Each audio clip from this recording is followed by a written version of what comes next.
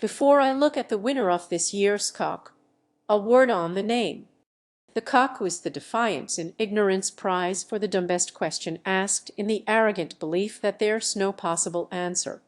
It was originally called the Stone Commander Prize, named after the guy who asked why all the planets are round. But Stone Commander later retracted his question and apologized for the rather aggressive way in which he had phrased it, so I had to rename the prize, and it was called the Cock after a YouTuber who won it the following year. But then the YouTuber, Cock real name Andy, released a video in which he recanted his faith. Sorry, I am no longer a Christian because I don't want to be in that club. 2 in a row. The Defiance in Ignorance Prize seems to have that kind of reverse road to Damascus effect on those on whom it's bestowed.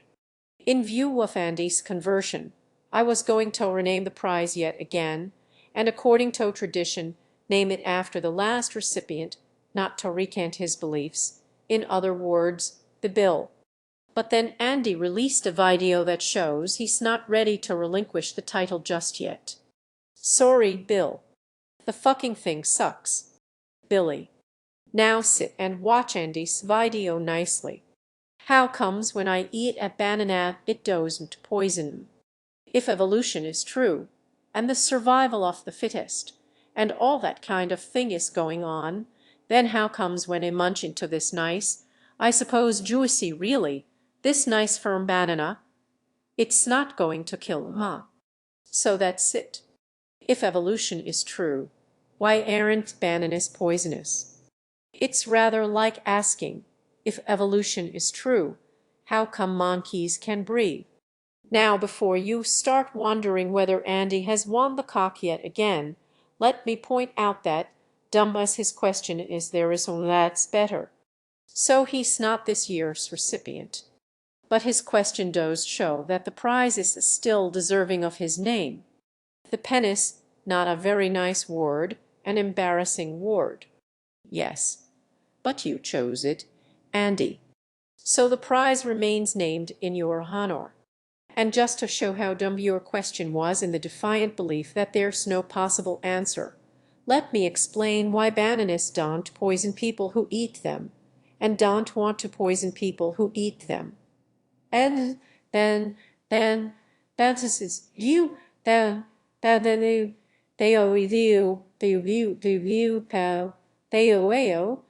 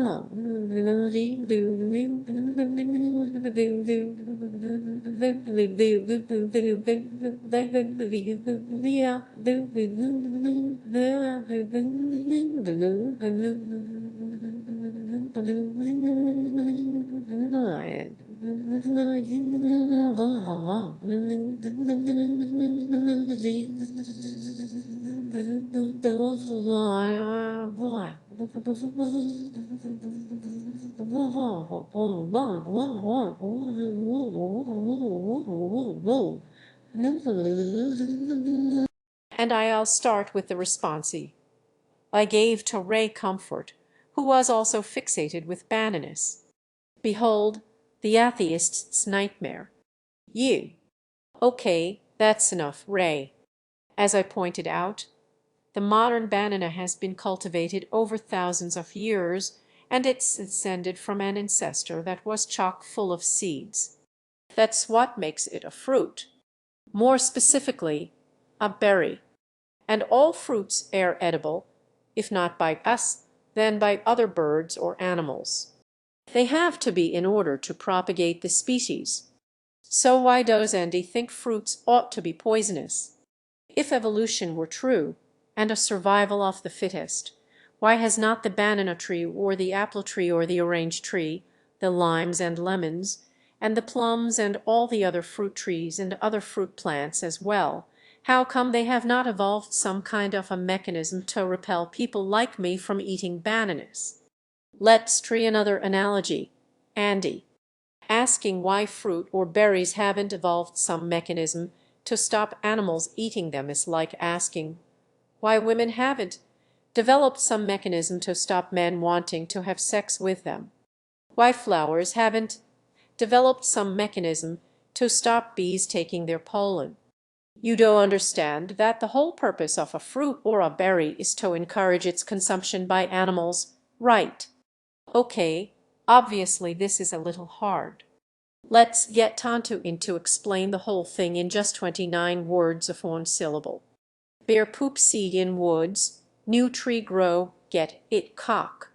So it looks like the cock will have to keep its name until Andy's conversion into the world of reality is complete. But now let's unveil the face of this year's real winner from behind the trashy redneck curtain. This is a YouTuber called Moan. Now, in case you don't get what you were about to see, Moan plays two roles in the following video clip. Normally, he shows the intelligent face of a creationist, but when he wants to portray an atheist, he uses his incomparable acting skills to completely transform his appearance into someone stupid. Like this. I know, hard to believe it's the same person. Hard to believe it's